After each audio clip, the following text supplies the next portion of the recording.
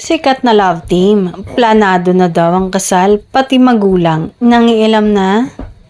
Isang sikat na love team nga daw ngayon ang minamadali na ng kanilang mga magulang na magplano na para sa kanilang kasal. Sa ngayon ay busy pa ang showbiz couple kaya't wala pa sa isip nila ang pagpapakasal. Marami pa silang projects na ginagawa sa ngayon at medyo sunod-sunod.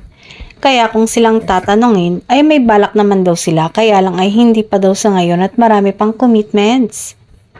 Dahil nga nasa tamang edad na ay hinihirita na sila ng kanilang mga magulang ng apo, kaya suggestion ng mga magulang ay magpakasal na.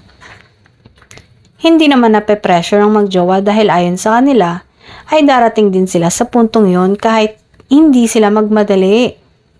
Samantala, may mga proyekto pang nakapila ang dalawa at ang ilan ay katatapos lang. Ayon sa kanila, ang mahalaga ay masaya sila sa ngayon at mahal nila ang isa't isa.